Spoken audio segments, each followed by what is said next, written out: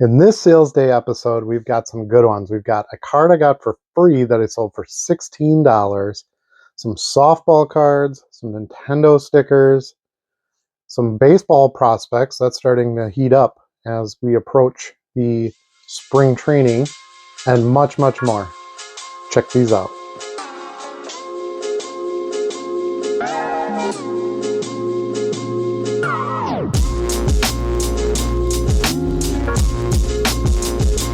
Yo, yo, yo, YouTube. Thanks for joining us again at the Dollar Box. This is a sales day video, so I'm going to show you all my sales from the last day or so-ish. I got a pretty good stack here. It has slowed down a tad since the holidays. Not a bad thing. It's going to allow me to make some more videos as well as list a lot more cards. I sold a ton. I have a lot to list. Got a pretty good working stack right here, and some other stuff that I've just gotten in, so I'm excited to get some more stuff listed and refresh that inventory. But without further ado, these are the sales. All right, the first one is a gold wild card Stat Smasher card. You've seen these in plenty of videos. I bought a giant stacks of these. They've turned out very well for me. I got $8 for this one. Sale number 2 is a Brett Favre card, one of my bread and butters, of course. This is a double disguise card out of 96 Pinnacle. These were interesting because they put the players in a bunch of different combinations on the cards. So, for example, there's a card with Brett on one side, Brett on the other side, Brett on one side, Steve Young on the other side, and so forth. This one happens to be probably one of the cheapest ones. It's got Brett on one side and Kerry Collins on the other. Not a big seller. But I did get $2.99 for that sale. This buyer also bought a 2010 Topps Platinum base card for $1.49. So it's nice. I'll be able to ship those together and have pretty much no costs in this one other than the 12% final sale value. So that would have been, this is also a previous buyer, so no promotional costs in this one.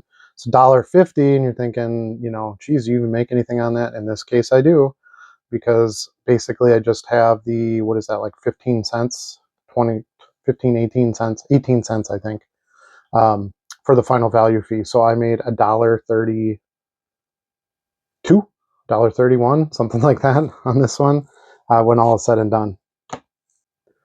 The next one's a fun one. I got this out of a quarter box, one of Bo's quarter boxes in Madison, actually. I love the alternative sports cards. I would never buy Topps Chrome Tennis, like as packs or anything, but he had some nice cards in there that I thought were interesting. I'd sold a double card with Michael Chang and somebody else, don't remember. And then I also bought this Martina Navratilova refractor, which I got $4.99 for it. I got it out of a quarter box, so out of my final price, I probably paid 18 to 20 cents, something like that. So nice flip on that one. This next one's kind of a fun one. I pulled it out of a pack. So back when I got back into collecting, it was 2017, 2018. Believe it or not, 2017 packs were on clearance at retail stores. So I'd bought some Donruss packs. I was looking for Mahomes. Turned out to be a good choice to be on him early. But anyway, one of the cards I got in there was this Jim Brown base card. So I've held on to it this long. So it's been listed for probably 3-4 years, which is kind of crazy. But I did get full price for it, $2.99. I think I paid like $3.50 for the whole pack. So crazy to think about that back then. A 2017 Donruss pack now probably costs, and it was like just a retail pack, so the probably costs like $12 or $15 for a pack now. I would assume, or maybe more because of Mahomes. Next one is just a mosaic base card. I love sales like this because this is all stuff I would have got super cheap or tossed in with other items. But it's this Josh Allen base mosaic card. I got $2.99 for it. All right, so this next one's a good one because it's an example of why I do what I do on these types of cards. If you saw my recent pickups video from the Green Bay show, you'll see that I bought all these mosaic and prism parallels and stuff, really good price. And I also picked up quite a few random autos. I was paying 25 cents or so per card. My deal with myself is any autos I find under 50 cents from real products, so not like Sage Hit and things like that necessarily, but this is a numbered auto from Pro Set, not a main um, set, but numbered out of 99. It's got a nice signature on it. It's not on card or anything, but I don't think it's on card anyway. Now that I look at it, maybe it is. But anyway, this is McKenzie Milton out of Florida State, I believe. Um, so I got $4 for this card. So I paid about a quarter top loaded for it. So one of my favorite buys is to buy vintage stars, Hall of Famers that are in newer products. And here's an example sale of that. This Jerry West Prism. This is from 2014-15 Prism. I can generally find these pretty cheap, quarter boxes, 10-cent boxes sometimes, and there's a decent market for them. I sold this one for $2.99.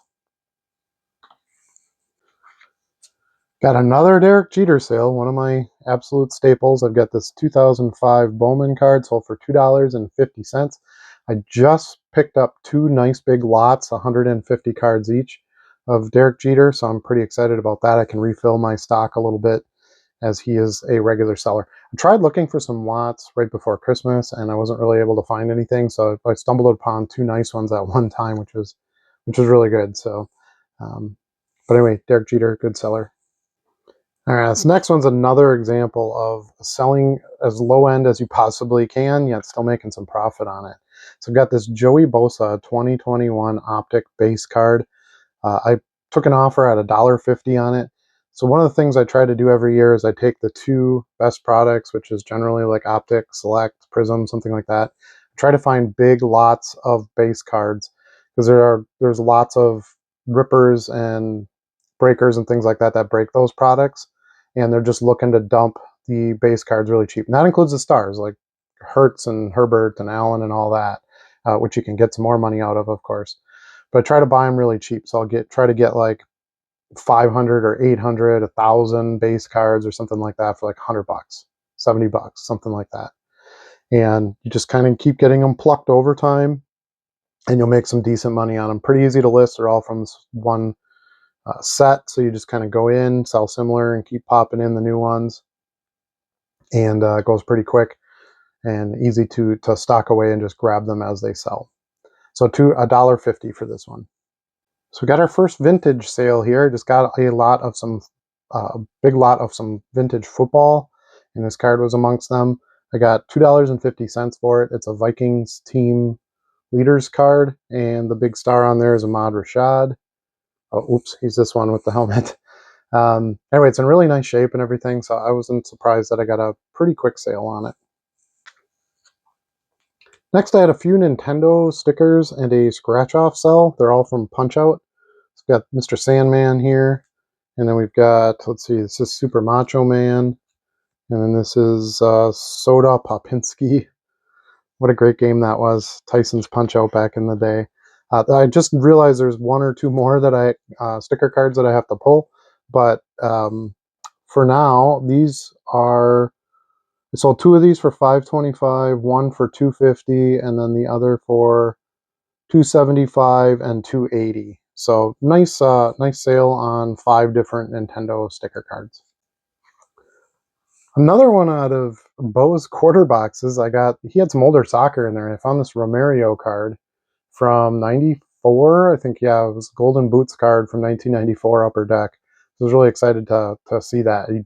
I never find this stuff at shows. I sold this for $3.50. This next sale is to a viewer of the channel, so if you're reading this or watching this, Jeffrey, thank you so much for your order.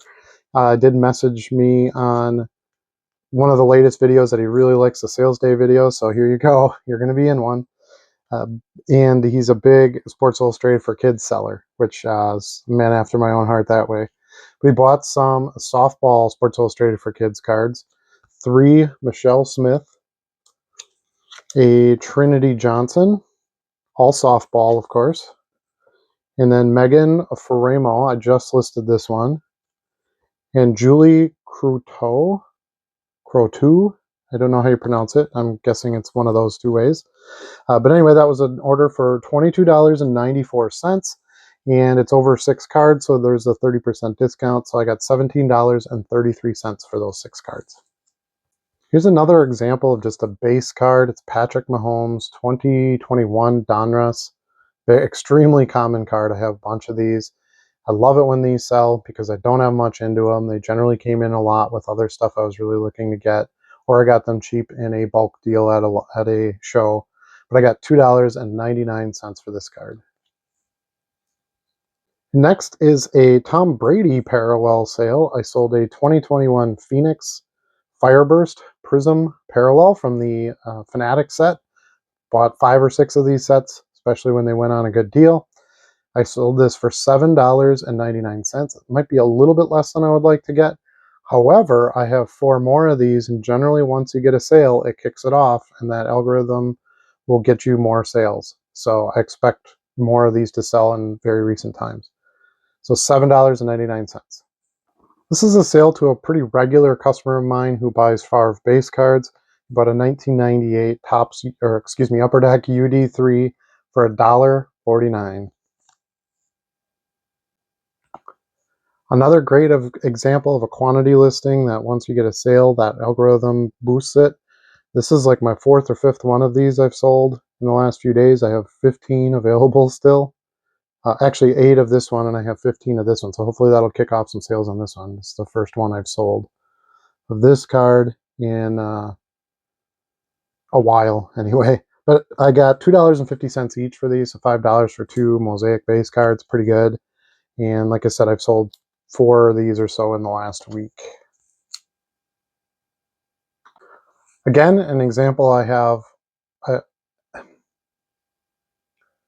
Again, an example where I bought a bulk lot of a single card, and now that they're selling, I'm selling them like hotcakes.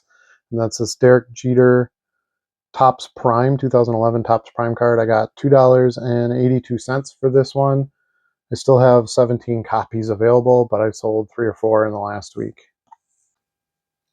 Next, we have a couple of Emmitt Smith cards. We've got a Silver Stat Smasher. You guys all know these by now in that story. And then also a 2000 Ultimate Victory from Upper Deck. I got $1.99 for this one and $2.49 for this one. Another example of a card that I have a good stock of, and they sat for a while, and now they've been selling like hotcakes. That's this Jason Hansen rookie card from 92 Topps, the high series, which was the lesser printed series. And I got $2.99 for this. Mickey Mantle cards have been selling really well for me. It's another player that I can find generally pretty cheap, which is interesting. In boxes, modern cards of a vintage Hall of Famer. I sold this Mick Optic, the Mick Optic card. I'm not sure where I got it, probably quarter box, something like that. Maybe I paid upwards of $1. Sometimes I'll pay $1 for mantles. Anyway, I got $4.20 for this card. I had 2 of them, sold the other one a couple days ago. Boom, got a sale. The other one sold right away. Christmas is over, but the Santa Claus sales continue. I have a buyer that bought 2 different cards. Here's the Collector's Edge one, showing Santa decorating the tree. And then the 1995 Playoff one. It's got the Happy Holidays from Playoff on the back. And I got $2.99 a piece for those. It seems like baseball prospects are starting to pick up in sales, getting ready for the spring training coming up in March. I got 3 Mojo card sales here. I've got Melvi Marte. Is that how you pronounce it? Noelvi, excuse me, Marte.